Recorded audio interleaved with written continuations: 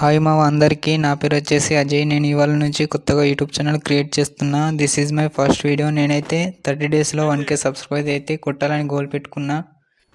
So ఇది నా first video.